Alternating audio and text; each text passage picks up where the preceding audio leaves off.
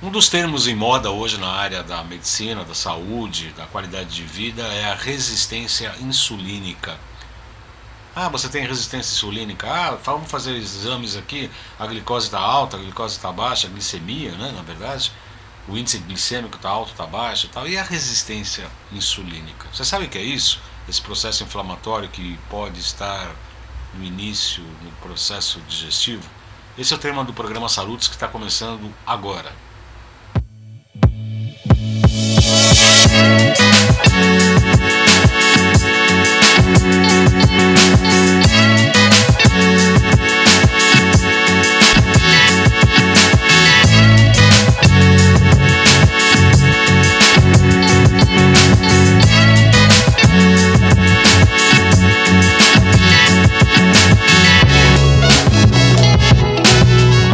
O programa Salutes é transmitido todas as sextas-feiras às 18 horas pela Com Brasil Canal 20, pela Oi TV Canal 28, Sky Canal 28 também, Claro via Embratel Canal 3, Vivo Fibra Canal 239.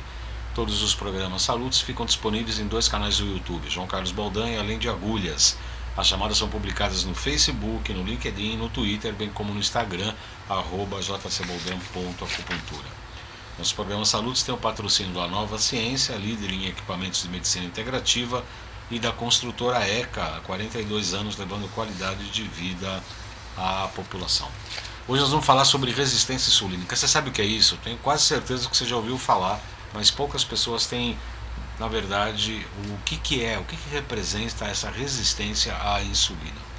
Para tratar desse assunto, eu tenho o prazer de receber a doutora Denise Carreiro, que é uma amiga do nosso programa, uma excelente profissional da área de nutrição, formada na área pela Faculdade de Saúde Pública da Universidade de São Paulo, a USP, em 1982. Pós-graduada em Nutrição Clínica Funcional, atende consultório desde 91 e ministra curso para profissionais da área da saúde e autora de 18 livros sobre nutrição clínica e comportamento alimentar. Aliás, eu vou ganhar alguns presentes aqui hoje, que eu já vi na bolsinha dela aqui. E um dos livros é Abordagem Nutricional na Resistência à Insulina. Muito boa noite, doutora Denise, seja muito bem-vinda ao Saludos, é um prazer recebê-la. Boa noite, Dona. Prazer é meu, sempre muito bom estar aqui. Bom, as pessoas falam que fazem exames médicos de rotina, fazem exames de sangue para ver a glicose, né, o índice glicêmico. E a resistência à insulina, o que é isso? Já é um processo metabólico de pré-doença? Normalmente, quando você fala assim, você tem resistência à insulina, doutora, eu vou ter diabetes? Todo mundo, né? Doutora, é porque o pessoal liga muito a resistência à insulina à obesidade, né? Ou à diabetes. Mas, na verdade, quando a gente fala resistência à insulina, é um processo extremamente mais amplo, né? E principalmente, o que a nutrição tem a ver com isso, né? Tudo, né? Tudo. Porque tudo, com toda certeza. A começar pela formação da insulina, né? Os nutrientes são responsáveis por formar a insulina, liberar a insulina, para a insulina se ligar no receptor e para o pós-receptor. Quem determina isso é nutriente, né? Assim como alguns fitoquímicos. E o que é a resistência à insulina antes de qualquer coisa? Um processo inflamatório. E aí a gente fala assim, um processo inflamatório. Que pode ser em qualquer área do corpo, mas principalmente intestinal ou não. De uma maneira geral, pode afetar qualquer parte do corpo. Então, uma das primeiras coisas que está relacionada com isso são proteínas, alimentos que a gente come que tem proteínas que são de difícil digestão. Então, aquelas que a gente não digere ou são de difícil digestão, leite de vaca, glúten, soja, amendoim. Agora, o leite de vaca, além de ele ter proteína de difícil digestão, ele tem uma composição proteica que é chamada insulinogênica. Então, ele não tem índice glicêmico alto, ele tem índice insulinogênico alto. Ele dá picos de insulina. A Universidade de Harvard praticamente tirou laticínios do guia alimentar, em função desse potencial insulinogênico que ele tem, e que esse aumento da resistência à insulina também pode levar a um aumento de IGF-1, de proliferação celular, ou seja, não só aos problemas de resistência à insulina, como, por exemplo, o câncer. Agora, quem que vai desenvolver o quê? Aí quem vai determinar é a predisposição genética. Então, a predisposição genética é que eu posso consumir leite a vida inteira e nunca na minha vida ter câncer, né? ter qualquer outra coisa, mas não ter câncer. Então não é que é uma coisa assim, vai ter. Não, são predisposições genéticas. Só que quando você fala assim, uma proteína que a gente não digere ou é de difícil digestão, já começa sendo alimento de fungos e más bactérias. Quando a proteína é alimento de fungos e más bactérias, assim como açúcar, assim como aditivos químicos que destroem a microbiota saudável, né? Enfim, carboidrato refinado. Então a gente tem vários fatores que podem alterar essa microbiota. Até o açúcar, inclusive, também, o açúcar é alimento de fungos e más bactérias. Pela medicina chinesa, o órgão, principalmente para a digestão de açúcar, é o pâncreas, né? O baço pâncreas, o meridiano baço pâncreas. Sim. Que tem a ver com um estado de preocupação mental e etc. As pessoas que desenvolvem resistência insulínica têm algum distúrbio neurológico, mental? Vamos pensar num processo como um todo. Quando você fala em processo inflamatório, né, que é aquilo que eu falei, essas proteínas mal digeridas desequilibram a microbiota, abre buraquinho no intestino e são absorvidas. Coisa que deveria ser eliminada, ela consegue ser absorvida. E só de alterar a microbiota, aumenta uma toxina chamada LPS. Esse LPS é altamente inflamatório e é uma das coisas mais relacionadas com a resistência insulina. Então, o que quer dizer isso? Toxinas e proteínas mal digeridas que fazem o organismo entrar em defesa. E essa defesa, ele começa a produzir substância pró-inflamatória, histamina, anticorpo, para combater. Esse processo vai se somando. Então, não é imediato. Pode levar meses ou anos. Ele vai se somando. E esse processo inflamatório é chamado processo inflamatório crônico de baixa intensidade ou subclínico, não é? Sim. Porque não dá sintoma. Mas quando transborda o potinho, porque o ataque foi maior que a defesa, aí vem o sintoma. E quando vem o sintoma, a pessoa fala, e de repente, comecei a engordar. E de repente, eu apareci com um ovário policístico. De repente, me aumentou a pressão. Normalmente esse de repente é porque deu esse boom inflamatório. Mas já estava com o processo já anterior instalado. Vindo, eu falo que é safado e come quieto, né? Vem vindo devagarinho, mas se mostra quando o ataque é maior que a defesa. Só que a partir do momento que você está inflamado, qual órgão de choque sofre a consequência?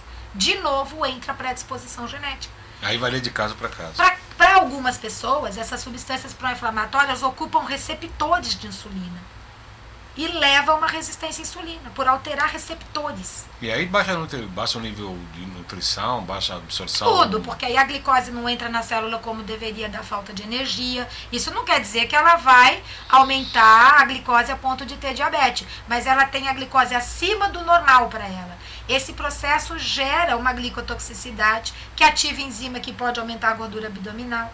Gordura abdominal produz substância pró-inflamatória, que produz resistência à insulina, que produz gordura abdominal. Ou seja, círculo vicioso. E aí baixa também, inclusive, energia, ATP na célula, tudo. Porque se você diminui energia, dependendo do nível de receptores ocupados, é aquela pessoa que vai falar para você, depois que eu como, dá um sono infernal. Não é aquela sonolência, né? É um sono infernal. Depois que eu como, eu preciso de um doce. Ou passou um pouquinho que eu comi, parece que eu não comi direito. Ou falta de energia que nada justifica. Só que a insulina tem inúmeras ações.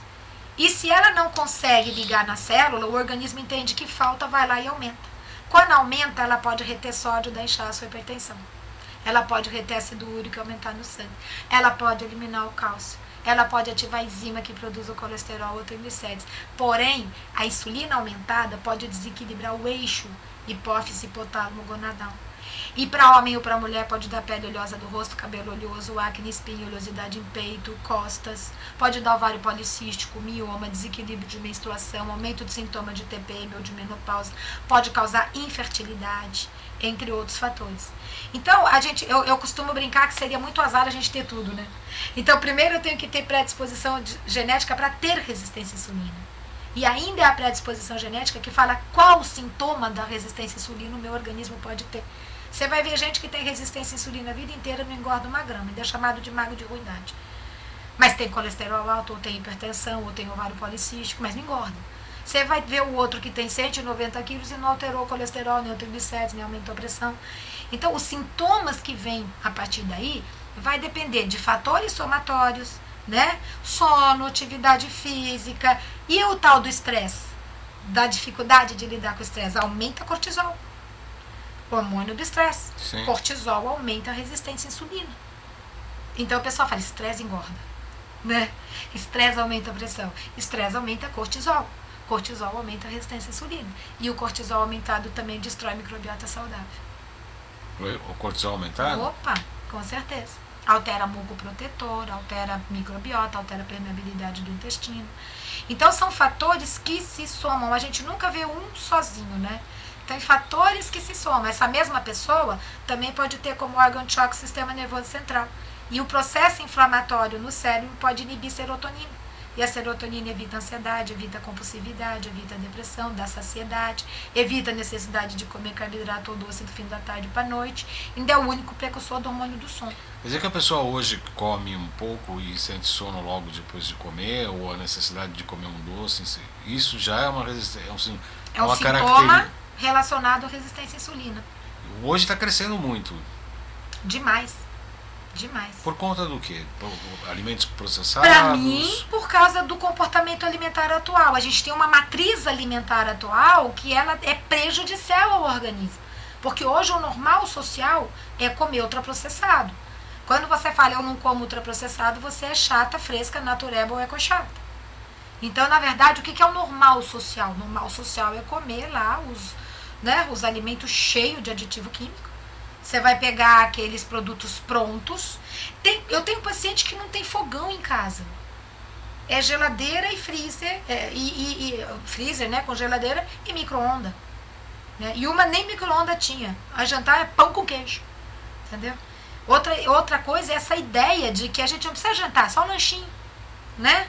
Então, o horário mais importante, que você vai trabalhar toda a qualidade de matéria-prima para o pico de renovação celular que é durante o sono, é o horário que o pessoal menos se preocupa com a qualidade da alimentação. Quer dizer, o jantar é importante. Fundamental, é tempo da vovó, né? Pega pra vovó e fala, a senhora almoça, a senhora janta ou lancha? Aqueles que têm qualidade de vida vão te falar, janto. E comida. Tá? Comida. Eu não vou querer o miojo, eu não vou querer o pão com mortadela, eu não vou querer o pratinho pronto, aquela lasanha que eu enfio lá no forno e tá tudo prontinho. Não, é comida. E é aquela história, faz no almoço, esquenta na janta. São essas pessoas que você vai ver mais velhas que ainda estão com qualidade de vida. E a comida é arroz, feijão, verdura, legumes, é isso? Do tempo da vovó, né? Arroz, feijão, carninha, legume, verdura, fruta, cereais integrais, batata doce, mandioquinha. Eu falo pro meu paciente, faz de conta que você mora em Recife, entendeu? Vamos comer no café da manhã batata doce cozida, inhame, mandioquinha. O cará é delicioso cozido, grelhadinho assim, ele fica maravilhoso. Né? As pessoas, eu já passei isso para um paciente, falei, olha, tem um inhame que é maravilhoso. Doutor, o inhame é a mandioca? Não, meu amor, o inhame é o inhame. Inhame é inhame. Eu vou te mostrar a carinha do inhame. Aí eu pus lá no celular e falei, esse é o inhame, prazer, tá? Então, assim, as pessoas não conhecem a comida, mas elas sabem o nome direitinho dos ultraprocessados. Você vai em supermercado, caixa do supermercado. Você compra comida, passa pela caixa, ela fala assim pra você, como que é o nome desse aqui? Ah, amor, esse é escarola, tá? O pessoal não sabe nome de comida. Não sabe. Não sabe nome de comida. Você vê isso muito comum nas crianças. As crianças hoje muitas vezes não reconhecem uma fruta, um legume, uma verdura, tá? Ah, mas reconhece bonitinho todos os junk foods que você vê por aí. Né? Isso é um processo cultural, né? Um processo de fast food, de comida rápida, aquela coisa toda. E que cada vez mais afasta a pessoa da própria essência mesmo, né, doutora Denise? Com certeza, porque hoje nós estamos vendo crianças que o pessoal fala assim, ai, tem menarca precoce. Aliás, a menina menstrua, né, com 8, 9 anos. Um menino desenvolvendo ginecomastia e outras coisas. O que está acontecendo aí? Resistência à insulina. Está desequilibrando todos os hormônios, né? E com essa idade já tendo esse problema, com a meia idade vai ter muito aí você mais tem, pequeno, a gente tem hoje não só a obesidade infantil aumentando cada vez mais, mas também esteatose hepática, diabetes tipo 2, que você falava é do idoso, né? A gente tem criança abaixo de 10 anos. Dislipidemias, né? Colesterol, triglicérides aumentado. E está começando a acontecer, inclusive, de você pegar muito no consultório criança com doença autoimune. Alteração do neurodesenvolvimento nem se fala, porque eu acredito que praticamente todo mundo que está ouvindo a gente aqui conhece alguém que ou tem, um filho ou que está com transtorno do espectro autista, ou que está com TEA, com TDAH, ou com doenças alérgicas, ou com processo de resistência à insulina, né? Então, como assim, né? Aí o pessoal, e muitos pacientes você pergunta assim, você tem dor de cabeça? Ele fala assim pra você, normal. Eu falo, normal é o que ter, é né? uma dor de cabeça normal pra você? Ah, doutora, não me lembro sem. Ah, a cada 3 dias, e aquela coisa assim. E é isso que a gente fala, normal é funcionar, né? Normal não é ter nada que altere qualidade de vida. Normal é funcionar. Só que se perdeu esse conceito hoje, porque essa alimentação atual, e não é só, eu acho que a alimentação atual é um ponto, para mim, determinante, mas é o processo de estresse, de sedentarismo, de alteração de qualidade de sono, que se soma. Mas se eu tenho um bom suporte nutricional, a qualidade de sono é melhor. Se eu tenho um bom suporte nutricional, eu respondo melhor a uma atividade física. Porque uma atividade física moderada, ela vai dar resiliência endócrina. Ela vai dar resiliência imunológica e neurológica. Mas para que eu consiga fazer, eu atendi uma paciente essa semana, que o marido falou, eu faço atividade física. Eu olhei para ela e fez assim para ela, você não consegue, né? Ela falou, não tem energia, né? Que ela que veio consultar. Não tenho, doutor, eu não consigo fazer. Eu falei, e se você melhorar a tua energia? Eu faço. Então, o organismo já está tão desgastado que não tem energia, não consegue fazer uma atividade física. Então, você vê, agora, nutre direitinho, vai conseguir. Então, o processo é um círculo virtuoso, né? Virtuoso. É um círculo virtuoso. Que a gente dá. Antes de ser vicioso. Eu vou pedir licença para a doutora para anunciar nosso curso de pós-graduação de Biofísica, Tecnologias e Práticas Integrativas na Saúde. O Neto está no Twitter hoje, ele está começando agora, ainda não tem pouca experiência. Vou pedir para ele colocar aqui, Neto, o nosso slide. O curso de pós-graduação reconhecido pelo MEC começou no ano passado com o primeiro Congresso Internacional de Biofísica, Tecnologias e Práticas Integrativas da Saúde. O módulo 2 agora em 20 e 21 de maio, depois vem parasitas, anamnese e interpretação de exames laboratoriais, bioenergética, intestino, oligoterapia, emoções e vícios neurais, e aí vai até final de 2024. São 2 anos de curso, desse curso de pós-graduação. Os interessados têm que falar com a Gracinha da Laurin pelo 95687-5835, 95687-5835. Põe o GC da Laurin, por favor, Neto. 95687-5835. E no dia 20 e 21 de maio tem um curso presencial de curso de terapias regenerativas nas doenças crônicas degenerativas. Pode ser o slide aqui, Neto? Alexandre Távola, cientista da computação, Fernanda Ben, farmacêutica, Dr. Jairo Oliveira, que é médico endócrino, e Dr. Arturo Obaile. Vamos falar. O curso conhecerá sobre, inclusive, o enorme potencial regenerativo das células tronco embrionárias. Dr. Arturo é médico cirurgião, especialista em diversas áreas da medicina integrativa. E o Dr. Jairo Oliveira também já esteve aqui presente, tem um programa dele também sobre modulação hormonal. Quem tiver interesse pode procurar aqui no nosso canal. Será na Rua Urubó 277 em Pinheiros, das 8 às 20. Então, os interessados nesse curso, que é muito interessante, eu provavelmente estarei lá, falar com a Gracinha da Laurin no 95687-5835. Nos programas Saúde, se eu lembro, tem a patrocínio da Nova Ciência, líder em equipamentos de medicina integrativa, e da construtora ECA, 42 anos levando qualidade de vida à população. Tenho o prazer de receber hoje a doutora Denise Carreiro. Já falamos no programa anterior sobre os transtornos de déficit de atenção e também do espectro autista, e hoje nós estamos falando de abordagem à resistência insulínica. Estou ganhando um livro aqui que não tem dedicatória, mas terá, né? Vou passar uma canetinha para você fazer uma dedicatória. Me fale um pouco desse livro aqui, quando a senhora está lançando e para quem que ele se destina. Esse livro, na verdade, ele foi lançado, é que a gente não se encontra, né? Faz tempo, né? Ele foi lançado em 2021. né, em 2021. E a ideia desse livro é muito relacionado a entender melhor todos os fatores alimentares e nutricionais que interferem no desencadeamento da resistência à insulina. E a partir daí, também, todos os processos alimentares, né, e nutricionais que a gente faz para tentar recuperar essa função. Né?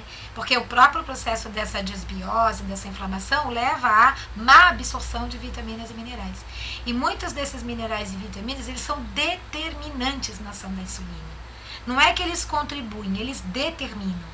E aí você vê muitas vezes o pessoal tomando um monte de medicamentos, ou para melhorar a ação da insulina, ou para aumentar a insulina, que normalmente já está alta dentro desse quadro, mas nada para que aumente a eficiência dela no processo do fisiológico, vamos falar assim. Eu dou uma substância para melhorar a sensibilidade, mas está faltando cromo, está faltando vanádio, está faltando magnésio, está faltando zinco. Não tem como a insulina agir. Então, quem executa isso é o nutriente. Sim. Certo? E eu posso dar estímulos, mas quem executa tem que estar presente. Então, a interferência da nutrição no processo, ela é vital para que você consiga fazer uma modificação desse processo e uma recuperação de função. E é muito que a gente ouve assim, é pro resto da vida, né? Alterou o colesterol, é remédio pro resto da vida. E a hora que você recupera essa função, você desinflama, você melhora a ação da insulina, você coloca nutriente lá dentro, recupera essa microbiota, você vê o processo ir para o lugar naturalmente, né? Então, assim, mais uma vez é aquela história de sempre, a gente nunca é contra remédio, mas eu preciso ter um processo de recuperação de função. E isso, não existe um medicamento que recupere função. Eles estão sempre no tratamento do controle de sintoma. E na complexidade da nutrição, vitamina, micronutrientes, minerais, etc. Né? É sinergia. O que eu costumo falar é que o organismo ele é um grande laboratório de química. Tem reação acontecendo o tempo todo para todo lado. Nós somos consequência das reações que acontecem dentro da gente, mas os reagentes são os nutrientes. Quer dizer, tá? Então, que eu estou ganhando um ótimo presente aqui, a abordagem nutricional da resistência à insulina. Eu falo que o que menos resolve é a dieta da lua, da sopa, do abacaxi, do pezinho, do pontinho, do polenguinho, entendeu? Ah, é? As dietas restritivas e tira tudo e vai fazer... A gente tem que recuperar função, e eu recupero função comendo comida, né? E parece ser simples de ser resolvido, sim, né? É só eu falo comida, né? Que a coisa é mais simples do que parece, né? Mas aí não tem graça, né? Tem que complicar um pouquinho para ser legal, né? Quantas pessoas no seu consultório, que aliás eu tenho indicado alguns pacientes, tem um ano para marcar consulta com a doutora. Qual a porcentagem de pessoas que procuram o seu consultório que tem resistência à insulina? Doutora? Vixe Maria. 80%? Olha, de 80% para mais. Mesmo quando você vê que vai por qualquer outro processo. Vai porque para tratar uma alergia, uma artrite reumatoide, para tratar um processo de... Enfim, né, a gente tem de tudo. O meu marido fala que a minha especialidade atual é última esperança. Doutora, você é a última esperança. Então, assim, vai para tratar, né, de tudo. Mas é extremamente comum a gente ver o processo relacionado à resistência à insulina. Muito comum. Eu tive a oportunidade de ver outros livros da doutora Denise. Ela tem uma linguagem... Seu marido ajuda a escrever, não é isso? Uma linguagem muito... Ele escreve todos comigo. É, uma linguagem muito didática. Como ela fala, é uma linguagem objetiva, simples e absolutamente... Ao mesmo tempo, é complexo os assuntos que são tratados, mas de uma maneira didática, gostosa de ler, é muito interessante. Eu agradeço muito, Denise. Tem mais presente? O paradoxo alimentar, esse daqui é o lançamento, né? Deixa aqui para mim. E esse paradoxo alimentar, a gente procurou trazer um pouquinho essa relação do comportamento alimentar, da alimentação atual com as doenças crônicas não transmissíveis, né? Falar um pouquinho do Guia Alimentar do Brasil, que é maravilhoso e desconhecido do Brasil. Existe. Né? O Guia Alimentar do Brasil é o mais respeitado no mundo todo. O melhor guia do mundo. Eu estou sabendo que existe hoje. Muitos países usam ele como base, tá, para a saúde pública. E no Brasil, ele é extremamente pouco conhecido. É um dos melhores guias alimentares que existe. Eu não conheci. E aqui nesse livro você vai ver. Tem os 10 passos, mas eu coloquei muito do guia aí. E fiz inclusive os 10 passos do guia. É impressionante que se isso fosse respeitado no Brasil, a gente iria diminuir, mas imensamente, a quantidade de doenças crônicas não transmissíveis. É um guia fantástico. E aí você não vê respeitar em lugar nenhum. Não respeita nos hospitais, não respeita nas creches, não respeita nas escolas, né? Então não existe uma coisa que é... Esse guia sabe de quando? Que é 2014, tá? Um guia fantástico, onde eles colocam tudo que os aditivos químicos podem fazer no organismo. O porquê evitar ao máximo ultraprocessado. É um pouco simples saber porque não é conhecido, né? Então tá bom. Tá? E aí vai ser esses dois. Essa é a semiologia, que é análise de sinais e sintomas de desequilíbrio nutricional. O paradoxo alimentar é que nós fizemos com a linguagem mais simples possível para o leigo poder conhecer, né? A semiologia também é uma análise de sinais e sintomas dos desequilíbrios nutricionais, né? Também para simplificar um pouco, né, Aldão? Porque é sempre muito assim, exame, e muitas vezes não olha para a pessoa, né? Não, e muitas vezes dos exames, né, doutora, sem saber que... a gente tem muito isso aqui no consultório. Às vezes eu faço por biorressonância, por exemplo, a presença da H. pylori, Helicobacter pylori.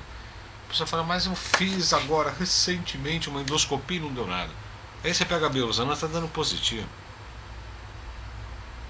Desculpe, mas eu não levo em consideração não é? a endoscopia. Aí você já começa a saber que a pessoa não está produzindo ácido clorídrico. Exatamente. Porque senão a H. pylori não estaria lá no estômago. Exatamente. Né? Exatamente. Então eu falo que são coisas que já dão pistas pra gente. Antes do H. pylori, vai ser a digestão dela. Sim. Ah, doutora, tudo para. Eu como no almoço, não consigo comer na janta. Fico arrotando. O processo. Então, o próprio organismo já mostra que não está produzindo esse ácido clorídrico, né? E às vezes a gente corrige o processo sem nem saber que teve H. pylori positivo. Exatamente. Né? E para traduzir um pouco isso para o público é que a Juliana, que é minha filha jornalista, que escreveu esse livro Comida de Verdade. Juliana Carreiro, a filha dela é jornalista, receitas sem leite, sem glúten e sem açúcar, rápidas e fáceis de fazer. Isso é o que mais se precisa, né? Porque a gente fala muito no consultório, você obviamente que não, mas no meu fala assim, tem que retirar leite e glúten, a gente faz lá biorressonância, dá negativo. Nós vamos comer o quê? Como só se tivesse leite e glúten para comer. Por isso que a gente tenta facilitar isso pro pessoal, né? Creme de abacate com atemoia de chocolate. Fica bom. Fica bom? Fica bom. Bolo de frutas, biomassa, sardinha, marguerita, muqueca de peixe, ceviche, canja, soufflé de legumes. Meu Deus do céu. Comida de verdade. Aonde encontra esse livro aqui? No meu site. No teu site? No meu site encontra todos os livros. Ô Neto, bota o site ali pra gente, por gentileza, no GC, para as pessoas que tiverem interesse em adquirir. O Neto nem achou ruim. Acabou o programa, Neto? Já acabou. Pois é, doutora Denise, mais uma vez, acabou o nosso programa. Seja sempre muito bem-vinda. Vamos muito marcar obrigada. Em breve, não vamos demorar tanto para voltar em breve. Ok. Eu desejo a todos uma ótima semana, agradeço a audiência, lembrando que nós temos patrocínio da Nova Ciência. Tem um slogan aqui que eu preciso copiar porque eu não decoro esse tipo de coisa. Nova Ciência, líder em equipamentos de medicina integrativa, e da construtora ECA, 42 anos, levando qualidade de vida à população.